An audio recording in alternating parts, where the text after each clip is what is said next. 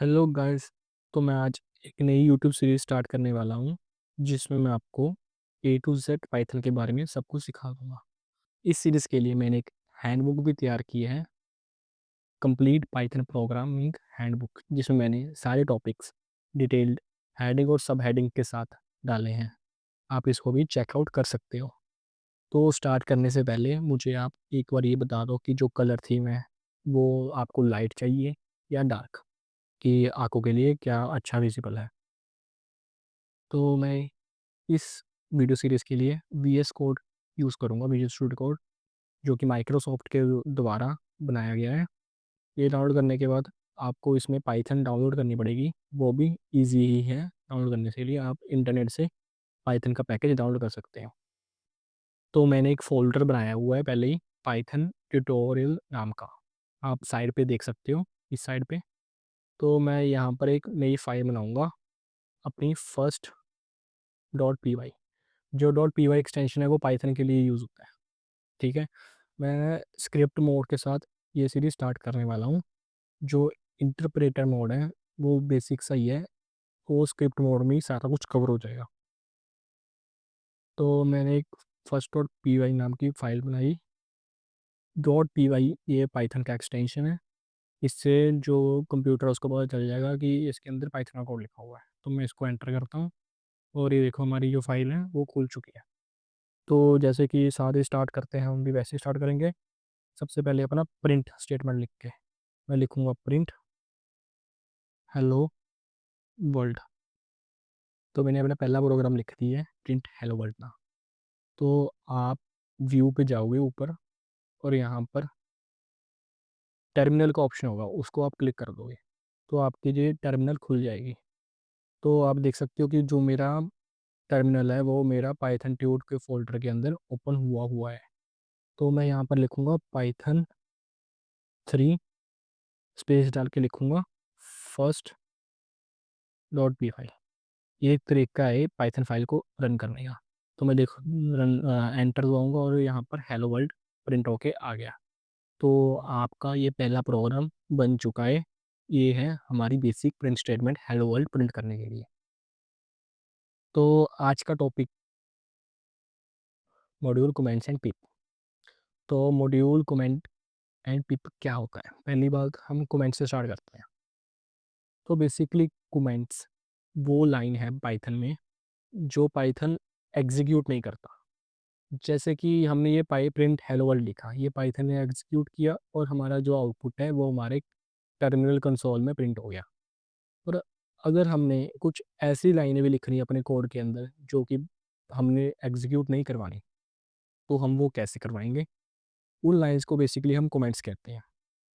तो पाइथन में दो तरीके के कमेंट्स होते हैं, एक तो है सिंगल लाइन कमेंट्स, एक है मल्टी लाइन कमेंट्स।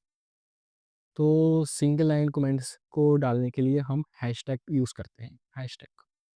तो हम अगर हैशटैग डाल के अगर कुछ भी लिख दें अंदर, जैसे कि मैं लिख देता हूँ वेलकम टू गर्ग प्रोटोकॉल।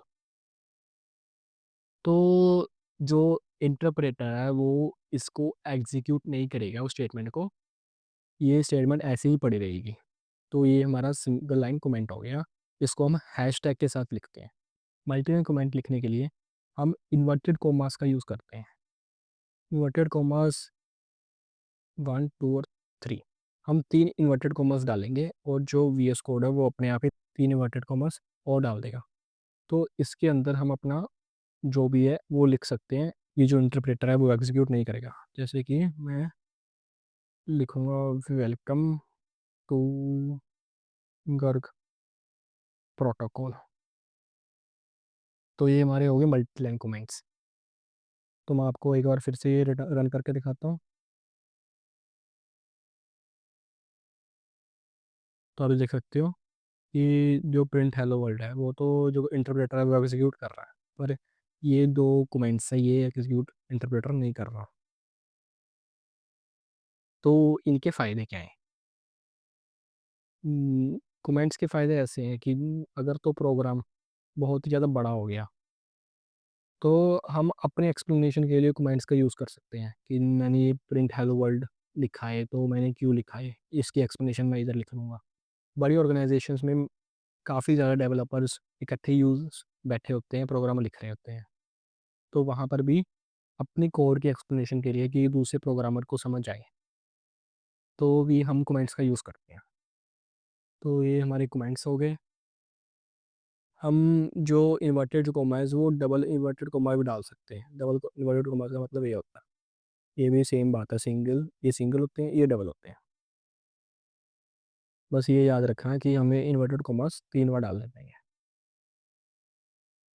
तो नेक्स्ट है हमारा मॉड्यूल्स। तो मॉड्यूल क्या होता है? मॉड्यूल बेसिकली एक पाइथन की फ़ाइल है। ये हम कस्टम खुद भी बना सकते हैं पाइथन की फ़ाइल, और कुछ फ़ाइलें पाइथन में बिल्ट इन बन के आती हैं। ये बेसिकली हमें जो मॉड्यूल्स हैं वो हमें मदद करता है बेसिकली कि हम एक ही फ़ाइल में अपना कोड एक बार लिखें और उसी बार बार रीयूज़ करते जाएँ। इससे ऑर्गेनाइजेशन बेटर होती है, और जो नेम स्पेस मैनेजमेंट है वो भी हमारी हेल्प करती है। तो पाइथन के अंदर काफ़ी बिल्ट इन मॉड्यूल्स हैं। तो बेसिक बिल्ट इन मॉड्यूल्स हैं, जो common basic built in modules हैं वो हैं math, random, date time and OS. Math basically mathematical functions के लिए यूज़ होता है। मैथ के अंदर log, square root, mean, median, mode, ये सारी चीज़ें मैथ के अंदर आती हैं। रैंडम फंक्शन बेसिकली हमें कोई रैंडम हमने नंबर जनरेट करना है, तो उसके लिए यूज़ होता है। डेट एंड टाइम ऑपरेशंस के लिए और ऑपरेटिंग सिस्टम ऑपरेशन के लिए ओएस यूज़ होता है। तो मॉड्यूल को यूज़ करने के लिए हमें पहले मॉड्यूल को इंपोर्ट करना पड़ता है। इंपोर्ट करने का मतलब है, मैं कोई बाहर की फ़ाइल अपनी जो ये मेन फ़ाइल है फर्स्ट डॉट पी वाई नाम की, इसके अंदर मैं लेके आ रहा हूँ मैथ। तो इससे हमारा जो मैथ का मॉड्यूल है वो हमारी फर्स्ट पाई नाम की फ़ाइल के अंदर आ चुका है। अब हम जो मैथ फाइल के अंदर जो भी ऑपरेशंस हैं वो इस फाइल के अंदर यूज़ कर सकते हैं, जैसे कि ए कॉस हो गया, ए कॉस हो गया, ए सिन हो गया, ए टैन हो गया। डिग्रीज में कन्वर्ट करना, देखो ये सारे इसके फंक्शंस ही हैं। तो ये सारे फंक्शंस हम अपनी फर्स्ट डॉट पी वाई नाम की फ़ाइल के अंदर यूज़ कर सकते हैं। तो ये है बेसिकली हमारे मॉड्यूल्स। हम अपने कस्टम मॉड्यूल्स बना सकते हैं, जैसे कि मैंने यहाँ पर फर्स्ट पाई नाम की फ़ाइल बनाई है, मैं सेकंड पाई नाम की फ़ाइल बना दूँगा और फर्स्ट पाई के जो कंटेंट है वो सेकंड पाई के अंदर मैं इंपोर्ट करवा लूँगा। ये हम आगे की वीडियोस में देखेंगे कि क्या हम कैसे कर सकते हैं। ये बेसिकली एक मॉड्यूल्स का इंट्रोडक्शन था। ये जो पूरी पाइथन है ये मॉड्यूल पैकेजेस इनके ऊपर ही चलती है। तो हमारा जो आज का तीसरा टॉपिक है वो है पिप।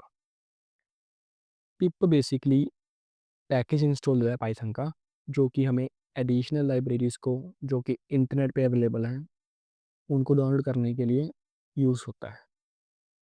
तो जो पाइथन है वो वर्ल्ड वाइड फेमस लैंग्वेज है, इनके बहुत ज़्यादा डेवलपर्स हैं पूरे वर्ल्ड में। तो वो भी अपने प्रोग्राम्स इनके डेवलपर साइट पे डाल देते हैं। जो यूज़फुल हम प्रोग्राम्स हैं, जो यूज़फुल मॉड्यूल्स और पैकेजेस हैं, वो अगर हमने अपने प्रोग्राम पे यूज़ करने हैं तो हम उनको लेके आने के लिए पिप का यूज़ करते हैं। पिप को यूज़ करने के लिए हम अपने टर्मिनल में जाएंगे और लिखेंगे पिप 3। अगर तो आप विंडोज़ पे हो तो आप पिप लिख सकते हो, मैं मैक पे हूँ तो मैं पिप 3 लिख रहा हूँ। मैं आपको बेसिक कमांड्स बता देता हूँ पिप 3 से हम कैसे आगे बढ़ सकते हैं। पिप 3 और पिप सेम ही बात है। तो ये कॉमन कमांड है पिप के लिए। पिप इंस्टॉल, फिर हम पैकेज नेम लिखेंगे। ये हमारा जो बेसिकली जो पैकेज है वो हमारे सिस्टम के अंदर इंस्टॉल कर देगा। अगर हमें उस पैकेज को अनइंस्टॉल करना है तो हम लिखेंगे पिप अनइंस्टॉल पैकेज नेम। अगर हमें लिस्ट चाहिए पैकेजेस के लिए तो हम लिखेंगे पिप पिप लिस्ट। हमें पैकेज की कोई इन्फॉर्मेशन चाहिए तो हम पिप शो पैकेज नेम लिखेंगे। हमें कोई स्पेसिफिक वर्जन इंस्टॉल करना पैकेज का तो हम पिप इंस्टॉल पैकेज को लिखेंगे और इक्वल इक्वल टू डाल के उसका वर्जन लिख देंगे। सेम अगर पैकेज को इन अपग्रेड करना है तो हम ये कमांड यूज़ करेंगे।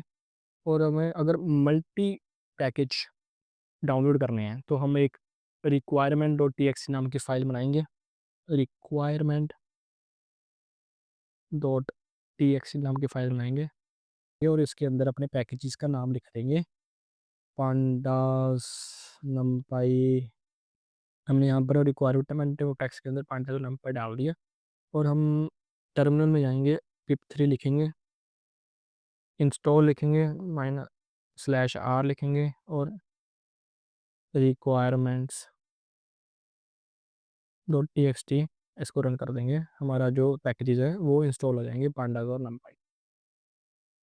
तो ये थी बेसिकली एक इंट्रोडक्टरी वीडियो। इसमें मैंने आपको अपना पहला प्रोग्राम रन करके दिखाया, जो कि था प्रिंट हेलो वर्ल्ड का।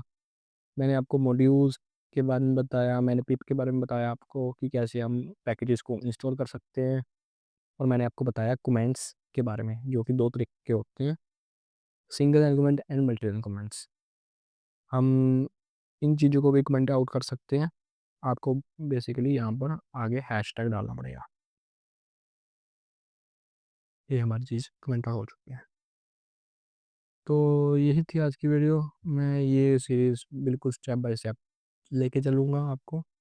मैंने ये चैप्टर बनाए हुए हैं। अगली वीडियो हमारी वेरिएबल एंड डेटा टाइप के ऊपर आएगी।